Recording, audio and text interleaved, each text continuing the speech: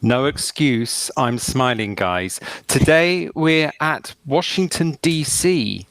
We are staying a stone's throw away from the Jefferson Memorial. And as Thomas Jefferson said, and it's written on the memorial walls, as new discoveries are made, new truths discovered, and manners and opinions change, institutions must advance also to keep pace with the times. Welcome to the Internet Seriously. I'm Lucien Taylor in Washington, D.C. And I'm Emily Taylor in Washington, D.C. And I'm Kieren McCarthy, still in London. Coming up this week, we're at the Global Anti-Scam Alliance in Washington, as you may have gathered. What have we learned about the world of fraud and scams? Next, Donald Trump arrived in DC yesterday, and he's just given Musk a very big job. How will that impact on the tech industry? And finally, Bluesky followers, they're growing massively. Is it promising a new home for Twitter X? Thank you.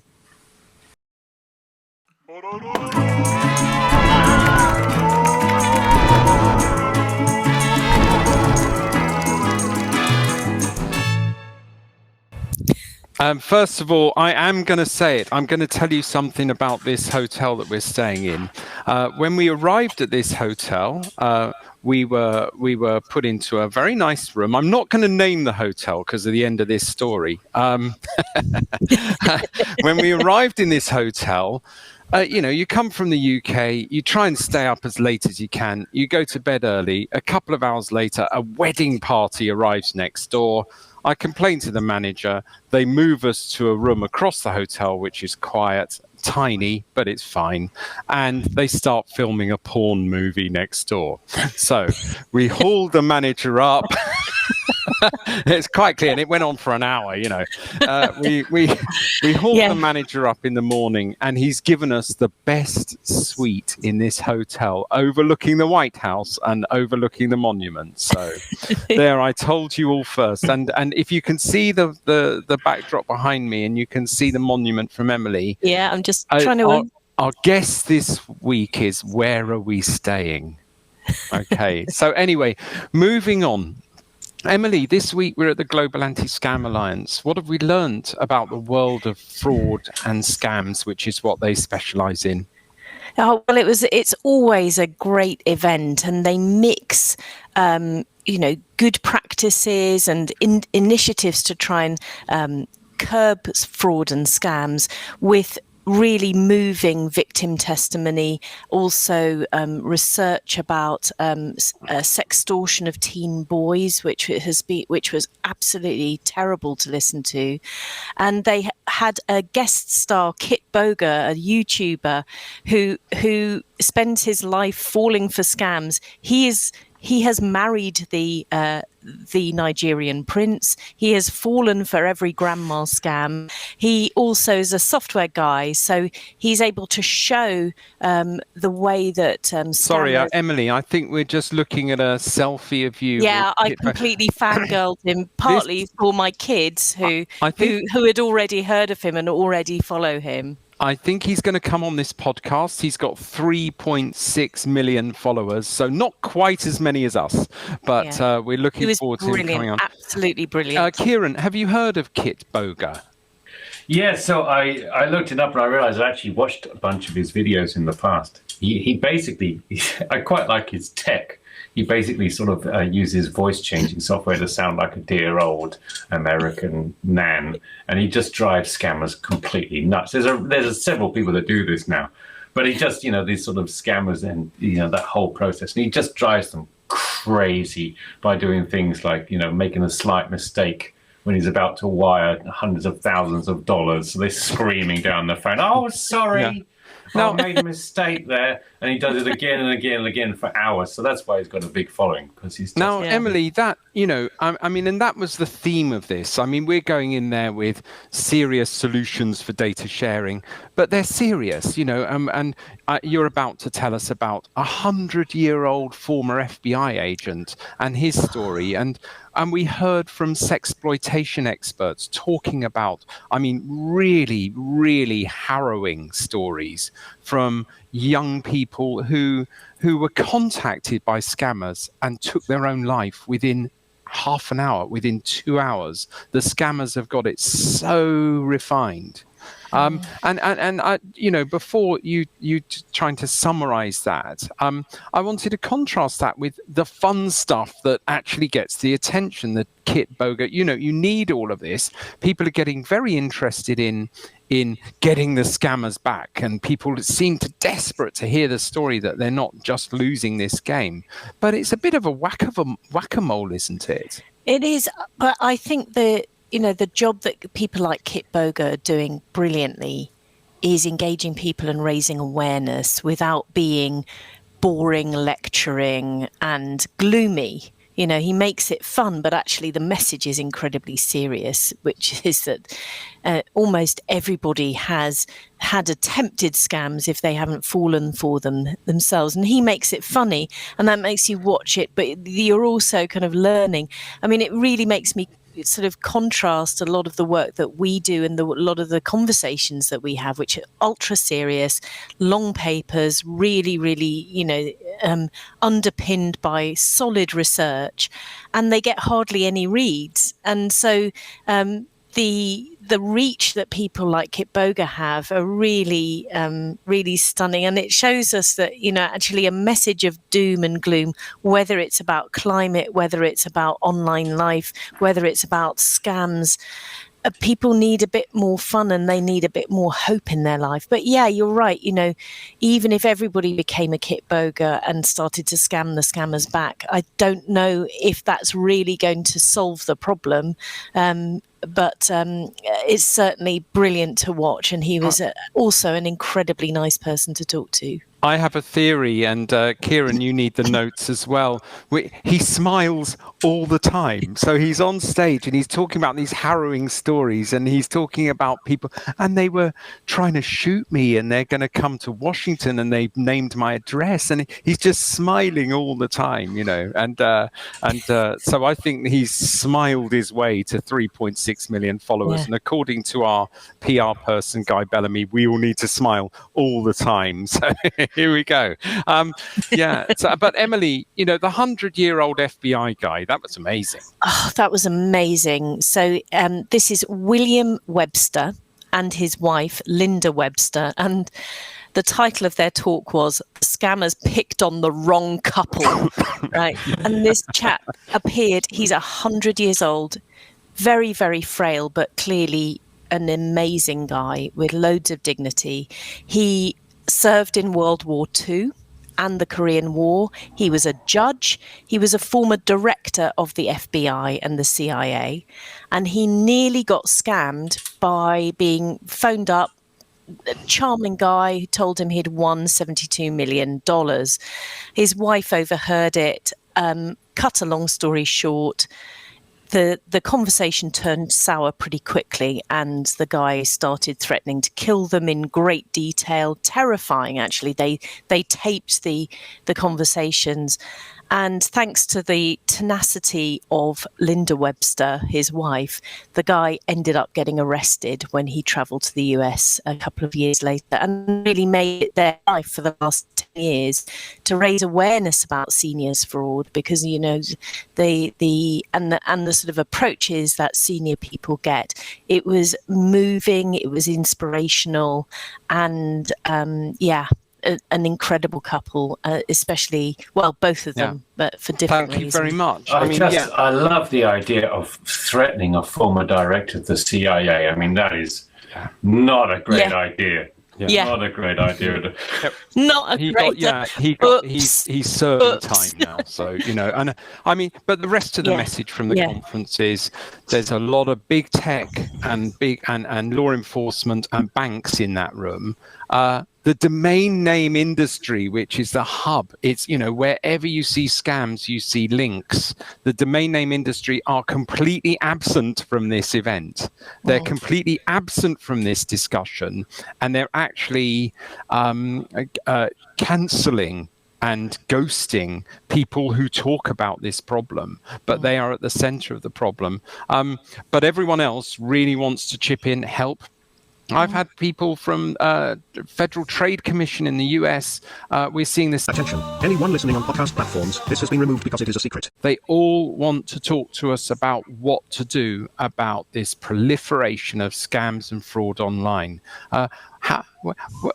Kieren, in your view, there's a cop car, a real American cop car in the background. That sounds great. What's your thoughts about that, reflecting on this sort of isolationism of the internet industry? I think you can tie it in. So, I mean, the YouTubers doing these scams. The interesting thing with what they're doing is they're making people very aware of the reality of this and what it sounds and looks like. And so literally millions of people that would never have imagined that this kind of scam was going on now see and hear it. And I think that would definitely filter down. I mean, if I heard my parents, for example, at any point talking about something like this, I would be able to tell them immediately, this is what's happened, and I bet they did this, and I bet they're asking for this. So in that level, that's an education that filters through and across society. It's incredibly useful. And I also think, if you're just sort of talking about the domain name system, yes, they are kind of avoiding this issue because what they see and hear is this is extra regulation, this is extra cost, this is extra hassle, and we're not responsible for it. But I do think if they grow aware and if the society grows a little bit more aware of quite how bad this is and how prevalent it is and how dangerous it is, that they will actually feel a little bit like we should be doing something actually. So I do think that's something needs to be pushed a little.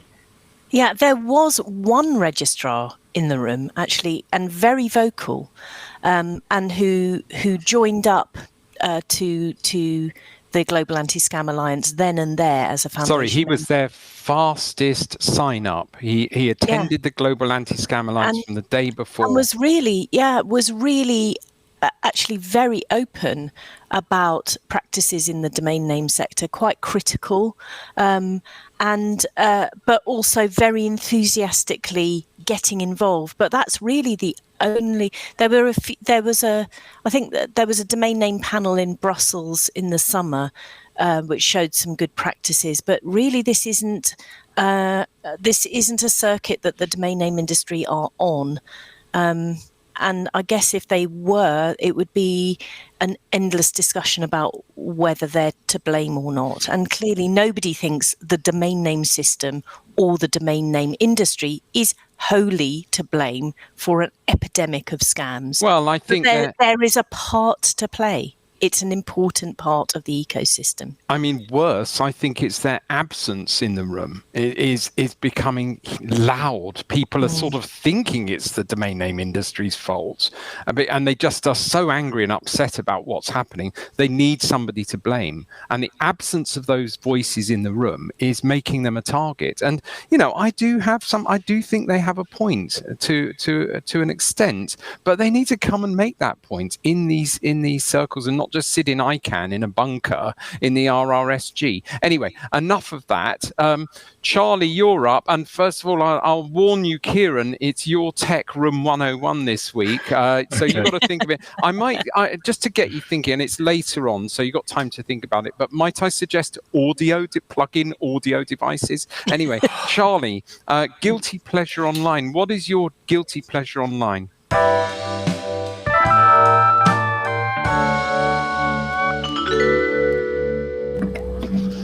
My guilty pleasure online is I watch quite a lot of tech reviews, and there's this one tech reviewer who takes really cheap headphones and he gets the most powerful headphone amplifier, and he basically just supercharges the cheap headphones with electricity so that they start smoking.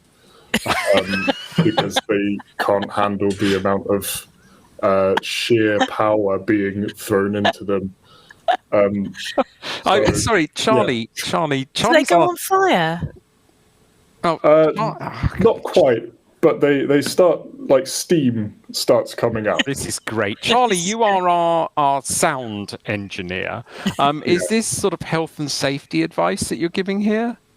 Well, I think, if anything, it's buy good headphones. And End of. I'm sorry. I think that's a lovely guilty pleasure online. Watching headphones nearly explode with electricity going into them. This week, Donald Trump has arrived in DC. He arrived yesterday. Much has been made of it over here that he's actually attending the invitation of President Biden for a nice handover. I just want to mention, please follow us, please share and like if you're interested in what we're talking about. Our focus is all on the internet. We need subscribers and we need more people, and that's fantastic. Much has been made of Biden's courtesy to actually have a handover meeting with Donald Trump, in contrast to the end of Donald Trump's term in office, where he refused to hand over or have any sort of meeting. And it's all been graceful and smiley. What we're interested in is that he's just given Musk a very big job, basically responsible for rationalizing public services and public service spending. And the boast is that he will be co-chair a new service that will reduce public spending by $2 trillion. What do you think of that, Kieren? It's very hard to separate what sounds like good ideas to the reality of what's going on, thanks to Trump's way of doing business. And so, I mean, literally Elon Musk, I don't know if people have tracked it, Elon Musk literally pitched this to Trump, saying, I think we need to set up this new body that will be making the government more efficient, and literally named it after his Bitcoin. I mean, so the whole thing is like a bad TV show. So will it actually be? I mean, I love the idea that it would actually work. I mean, government is notoriously inefficient. Well, can we just do some maths here? I mean, 6.75 trillion is their current spending.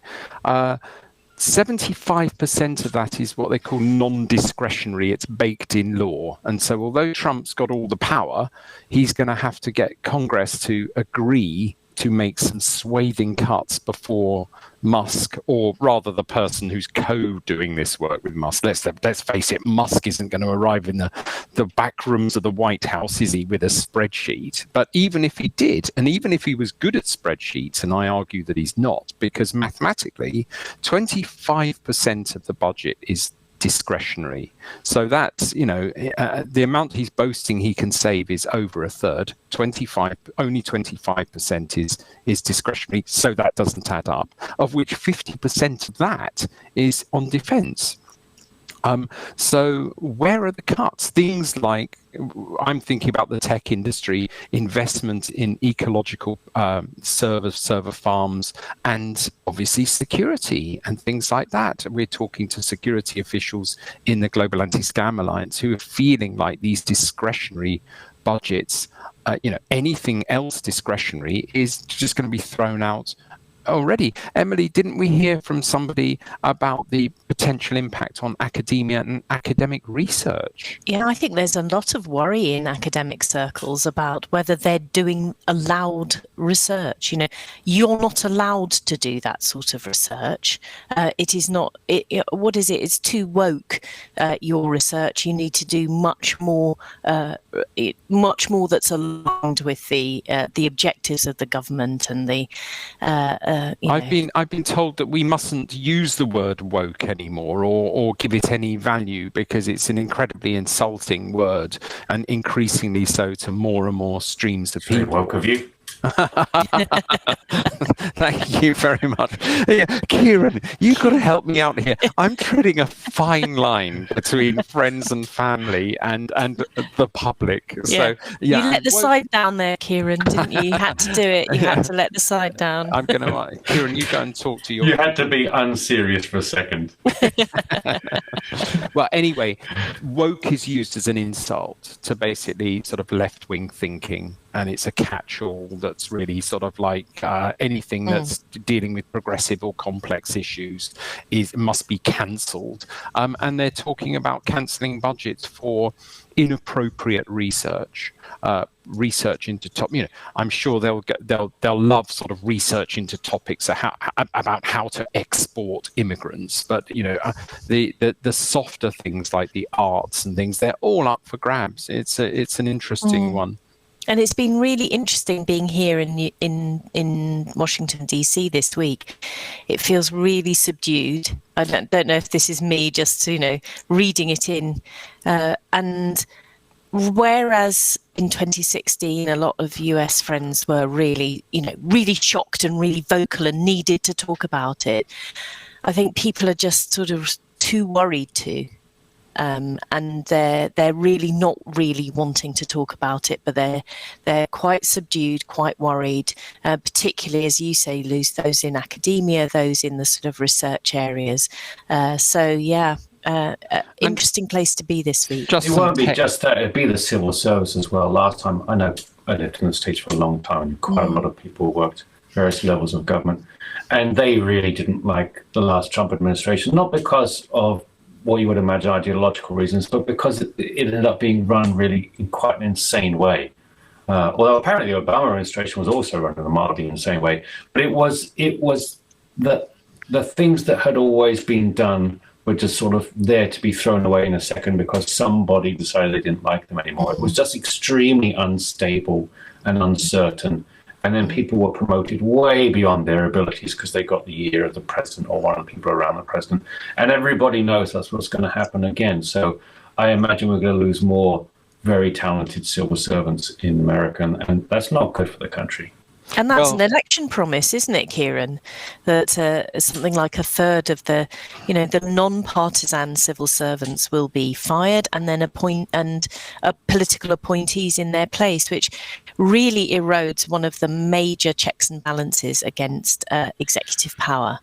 It does. It also undermines competency. I mean, it's very complicated running a government. That's the truth of it. And a lot of civil servants, I know they get a bad rap for lots of reasons, but actually they tend to know how things work, and 1,000 things cogs have to turn to actually make movement. So if you lose those people, you're going to lose basic competency. Well, and that will cause problems down the line. They're easy to take a shot at, and they're usually pretty poorly paid, and they're super bright, super smart people. There are some great ones there who are very limited in what they can say and do. A funny fact, what's trending this week in America on Google is how do I move to Europe? So the response to the results, I think half of those are probably from civil servants. And another thing, as you all know, we track scams and abuse online. Trending this week, people tend to set up scam sites where there's pain or where there's anger. They follow the emotion. So new ones today, Trump shot is one, and Elon Trump coin has just been registered. So these are and is used for spam and phishing. So and hundreds are coming out. So we're just keeping a tab on that. Next, Kieren. It's time for our Tech Room 101.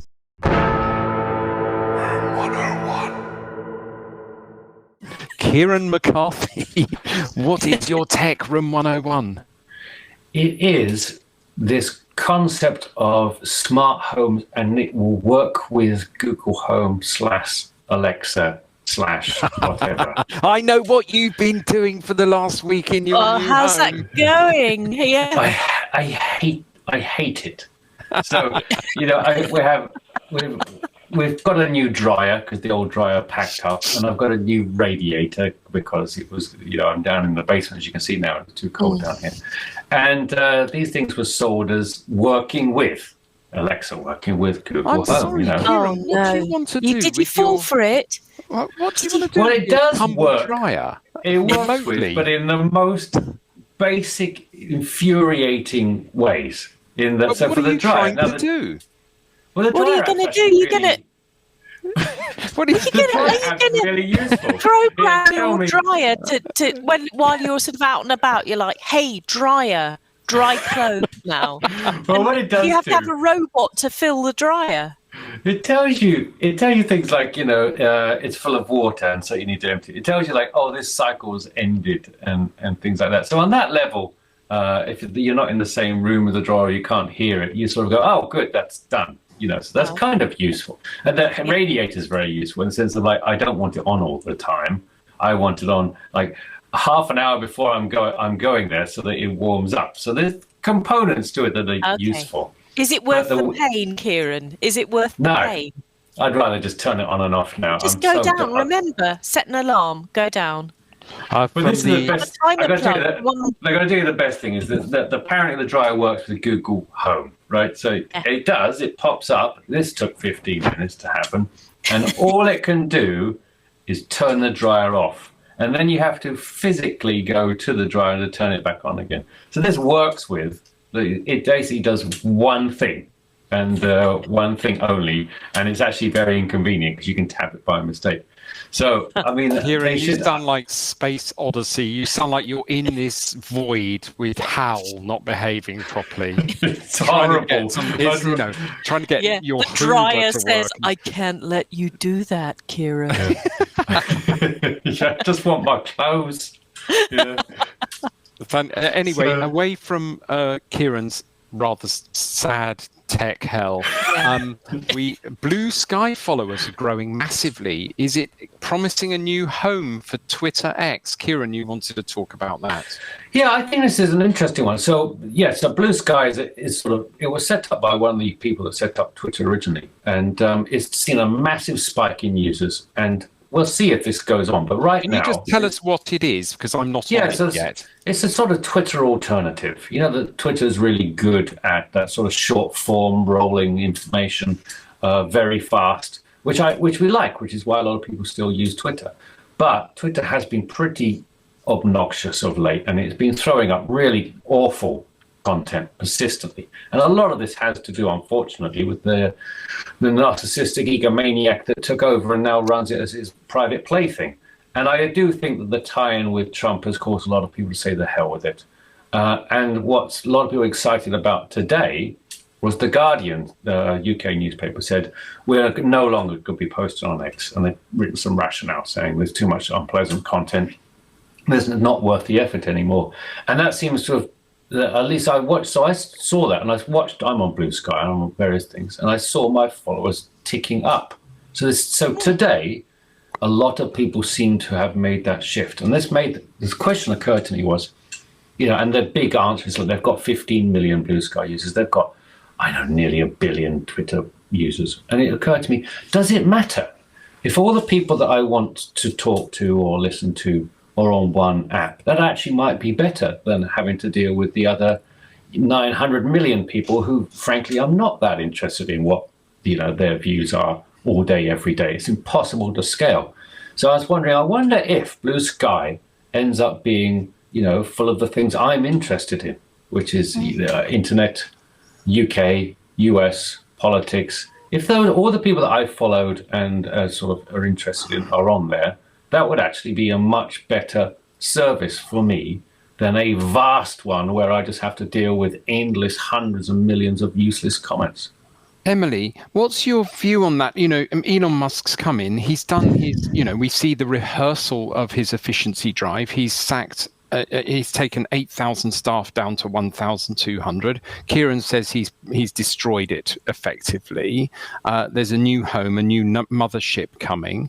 What's your view on that? Is this value destruction, or is it creating value for the stockholders? It's really strange, and it's also it's hard to leave.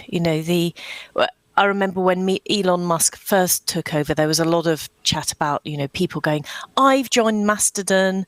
And I tried to join Mastodon, but by the time my server was approved, I couldn't remember any of my setup credentials. And I felt like an idiot. And then I talked to one of our really good tech guys in the office, and the same thing had happened to him. So I felt better. So, Bluesky may be another kind of a reaction, people going over. It's really about whether they stay there and whether they find it valuable. What you're saying, Kieren, is that you're finding it like old Twitter. You're finding it like a really nice environment. I tried Threads for a bit. I just don't. I don't have any followers there, and it's hard to leave all your followers and leave your community and start from scratch again. It's like moving to another country. Well, it does not need knowing that. anyone. It does need that exodus, doesn't it? I mean, Mastodon, I think, is a very dangerous word to say. It's a strange word to call a popular brand and product. Threads, I don't know. It just makes me think of the Lake District and sewing fabric. I'm not sure. It just doesn't feel like a cool place to hang out. Do you use Threads, Kieren? I'm on Threads. I think with Threads that Facebook has been too cautious with it, and it doesn't have as much interactivity as you get used to on Twitter, and as much movement. So Meta in particular, I mean, it's been badly burned. Let's be honest, has become very cautious. So I do think that this, and I will try all of these things. I do think Bluesky is the closest to what I really like about what Twitter is and was. Interesting things that you would find, people reflecting quickly, catching the news, that sort of thing. It does have that feel. And then Twitter recently has really felt like it is the plaything of a right-wing lunatic. But, Kieren, you were saying 2 weeks ago, it's almost like they've tweaked the algorithm. I can feel, and I really refer to you here, that you're in the content. I'm frankly waiting for a winner to go back to and get engaged again. And I don't see one yet, but there's clearly a battle going on. 2 weeks ago on this podcast, you were saying that the quality of X has changed and it's become much better, and you're finding things that are interesting now. And my family, someone from my family said recently they've observed a surge in Bluesky followers, and I'm becoming intrigued, because if it's a winner, then I will join up. But if it's not, then you're just floundering. We're all homeless at the moment. Yeah, I mean, the thing that most struck me was that Twitter changed so quickly from something I was like, I am not going on that anymore, to like, oh, actually, it's become good again in a matter of days. And then what worries me is that's clearly massive tweaking of an algorithm that causes that shift. And that's what alarmed me. I think what I currently like about Bluesky, it seems to not be being manipulated. And so I think it is hopefully based on positive sort of feedback. So we'll see. I think the answer will be, if you set up a placeholder on Bluesky and people were able to find you and you turn up and all the people that you know and like are already following, are already there, then I think people will go, oh, this feels welcoming. But it is going to require a lot of people to do that and do the legwork to get to that point. So Emily, are you interested in Bluesky? Yeah, I'm interested. I used to be obsessed with Twitter, and I used to use it all the time. And I think one of the things that's happened since the whole Musk thing is I sort of stopped. Actually, it's less fun being on Twitter, partly because it feels like shouting in the wilderness. Nobody reacts to anything I post anymore, maybe because I'm boring. And so I'm just not on Twitter, but I'm not really on anything like it either. And I'm not really missing that. So, makes you reflect. But I did give Threads a good go, but I just found it was like trying to build an entire life again from scratch. And I just wasn't willing to put in the work. Well, we'll keep watching this space. Personally, I'm quite excited, because I think if Bluesky takes off, I will join. I will pay for the adverts and do all the things that you have to do, give them lots of money, and talk about our business and all the interesting things we're doing on the internet seriously. So come on, Bluesky, get more followers and keep up the good work. Voice of God, what is our comment of the week? So we have multiple comments of the week this week. Nice and topical on Musk's reign of Twitter. So our first one is from SJE1973, who says, best way to block on Twitter is to uninstall it. Ooh, I think that's radical from SJE 1973. Thank you for that. Thank you for the comments. Yeah. Yes, and another one from Mattman, who says, nobody in their right mind is still in Twitter. Well, That's you, Kieren. That might be a statement of fact. Yeah, it's got you sussed, Kieren. Yeah, thank you. But I think they have been bleeding followers, haven't they? I don't know. Hard to tell though. It's just when you go on it and it's just full of it's not even the I scroll through TikTok and it's full of lots of garbage, but it's not unpleasant garbage. Yeah. Right. If you go through unpleasant stuff, you just go, oh, what am I even doing here? Yeah. You know, I don't know. It's like walking to the worst bar. You know, like, what am I doing in here? So we shall see. We shall see. Yeah. I'm sure that if a lot of people leave, we'll suddenly find some changes again. Musk is nothing if not pragmatic for money. Yeah. Thank you very much. I think we've got to the end of this week's episode. Can I just give one shout out to a report that came up at the Global Anti-Scam Summit? Sorry to interrupt, Luce. It's by Paul Raphael and a few co-authors for the NCRI, and it's about sextortion of teen boys from ranging from the age of 12 to 17. There has been a 1,000% surge in incidents over the last 18 months, at least 21 youth suicides, and behind it is a West African cybercriminal group called the Yahoo Boys. Paul gave a very moving speech and actually talked about some of the individuals who had taken their own lives. Often, as you said in your intro, Lucien, the time between first contact and the child taking their own life was as little as half an hour. And these are kids with no history of mental health. They've had some little flirty exchanges, being coerced into or persuaded to share intimate photographs, and then immediately the extortion starts. And these are people who are young, they don't know where to turn, they're devastated. And it was, for Know Your Customer nerds, a very interesting fact came out, because after this report, which was clearly highlighting some weaknesses in the security of several platforms, there was one called Wiz. I don't know if you've heard of it, Kieren and Lucien. I hadn't heard of it.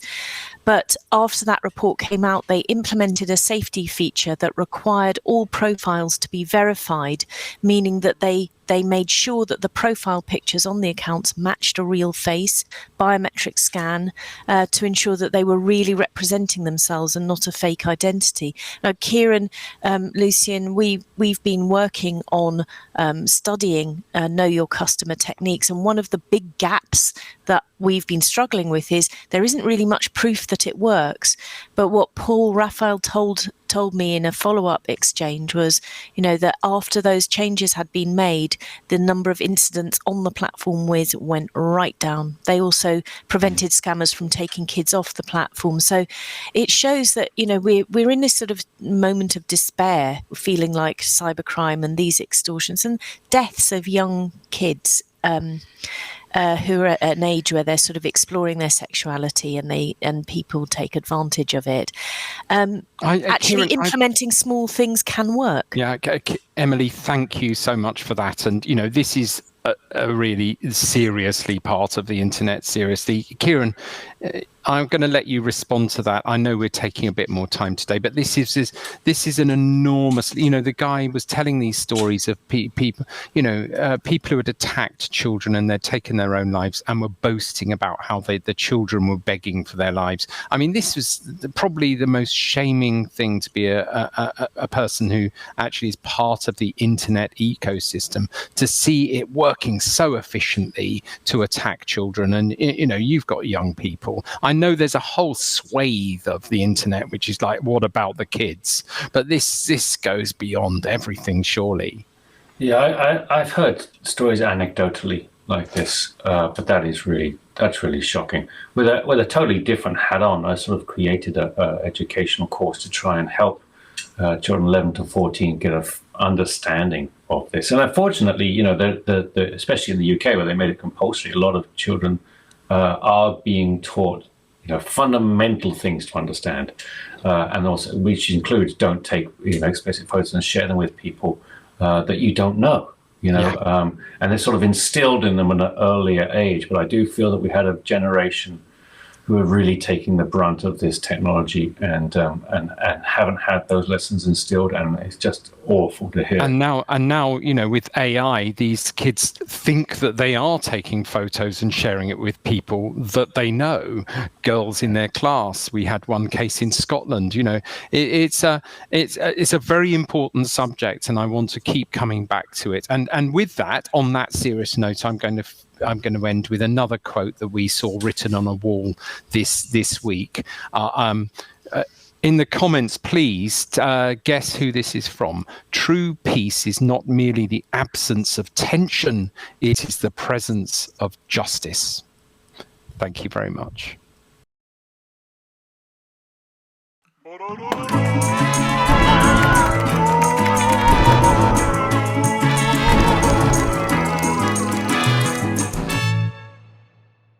And thus, the voice of God returned to tell you that this show is brought to you by Oxford Information Labs, hosted by Lucien Taylor, Emily Taylor, and Kieren McCarthy. Our visual director is Igor Weilerman, sound engineering and music composition by Charlie Wickham, animation by Patrick Taylor, and produced by the wonderful Katie Miles. Don't forget to follow us on TikTok and Instagram, and wherever you get your podcasts. We'll see you next time on the Internet Seriously.